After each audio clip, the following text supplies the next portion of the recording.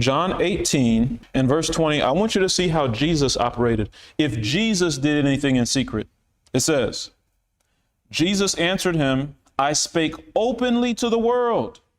I ever taught in the synagogue and in the temple, whither the Jews always resort, and in secret have I said nothing. Did Jesus do anything in secret?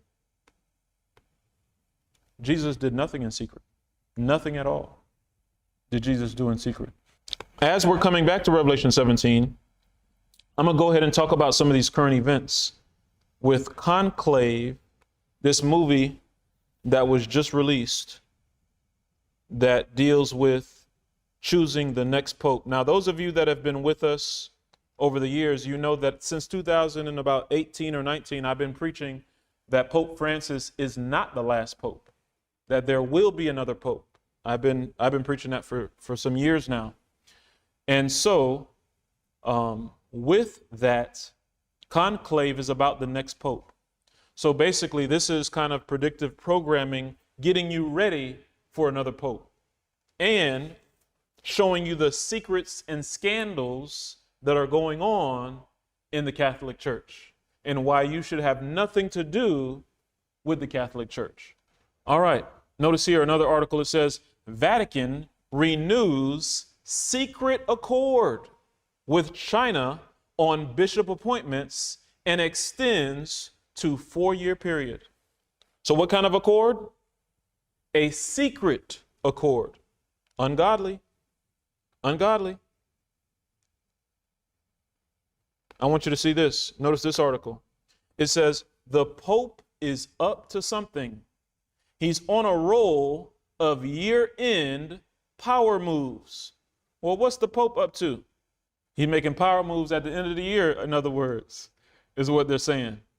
Notice here what it says. It says the Pope is about to turn 88, and it seems he may, as he ponders his legacy, be caring a bit less about what his critics think. Skip down to the next section. In a ceremony on Saturday, Pope Francis formally welcomed 21 new cardinals into the church's top leadership rank. It was the 10th time in 12 years that he has elevated another crop of cardinals, which means he has named 110 of the 140 men currently eligible to vote for the next pope. In doing so, he has all but guaranteed that his successor will not be a conservative Italian looking to restore a church's medieval character. The cardinals who will vote at the next conclave come from all over the world and have very different approaches to engaging with modern society. So basically, what the Pope has done is created a more liberal voting bloc for who the next Pope is. Therefore, making sure that his successor will be liberal, like him, is essentially what he's doing. So he's creating the right environment so that whoever he wants to be in, more than likely will be in, or individuals that are of his same ideology, of his same mindset, is what he's done. So the Pope is busy ordaining cardinals. We brought up the movie Conclave and how that movie is talking about the next Pope. We've been sharing since about 2018 that Pope Francis will not be the last Pope. How can we prove this from the Bible? 2 ways. When you understand Revelation 18 talks about lightening the earth with the glory of God. When you consider God lightening the earth with his glory, it means a time where the whole world hears the gospel. The whole world hears the truth. We see that in scripture on 2 other different instances. One time where Joseph interpreted Pharaoh's dream correctly. Pharaoh wore a triple mitre crown, meaning a crown with 3 levels. Joseph interpreted the dream correctly. He forgave his brothers, and the whole world heard the gospel. The whole world heard the truth. The whole world heard about prophecy. You see that? The whole world, based on him interpreting a dream correctly. in the days of Joseph. Now, Joseph, with Pharaoh, the Pharaoh wore a triple mitre crown. There was one Pharaoh that was ruling while Joseph was alive. But once Pharaoh died, the Pharaoh that brought in the death penalty to kill all the baby boys in Exodus chapter 1 and 2 was a new Pharaoh. So Pharaoh is an example of the Pope. Why? Because the Pope also wears a triple mitre crown. So Pharaoh is a type, an example of the Pope. That's the first example. The second example is in the book of Daniel, where you have the king of Babylon. Literal Babylon was Nebuchadnezzar. Daniel interpreted the dream correctly, and the whole world heard the gospel. The whole world heard prophecy through an interpretation of a dream. Once you look at the time when probation closed for Babylon, you had a new king. It wasn't Nebuchadnezzar, it was Belshazzar, Daniel chapter 5.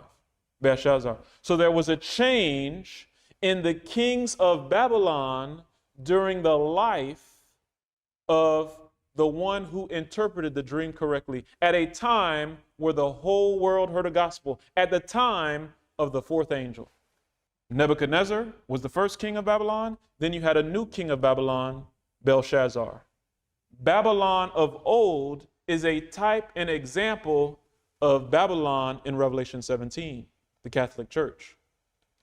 Another way we can prove that, Babylon passed a law. Everybody had to bow down to the image. What do they do in the Catholic Church? Bow down to images or statues of Virgin Mary. You see in the correlation between Babylon there? False worship promoted in literal Babylon in Daniel's day, false worship promoted in spiritual Babylon, the Catholic Church, in these last days. God is using the literal to foreshadow the spiritual. So just as there was a change in the kingships in the days of Joseph, when the whole world heard the gospel, there was a change in the pharaohs. Likewise, there was a change in the kings of Babylon during the days of Daniel. God foreshadowing there will be a change in the days of Elijah of the popes. There will be a change in popes. Confirmation was in the dream that God gave, that we shared when Trump kisses a woman in the Catholic Church. Trump kissed a woman in the Catholic Church. We have a video that shares a dream. And in that dream, you have the Pope standing at the front of the Catholic Church. And there was another man who ended up coming and speaking afterwards. And that second man represents the next Pope in that dream. Okay. So then Trump gets up. After talking to this woman, the Pope's giving a speech. The Pope quit giving his speech. Now, I don't know if Donald Trump was supposed to go up and give a speech as like he was there waiting, or if he had already given his speech. I don't know. But there was another man that got up there. He had dark hair, but I wasn't paying attention because I was looking at what Trump was doing. And then this is what happened next. He got up. I rest my case.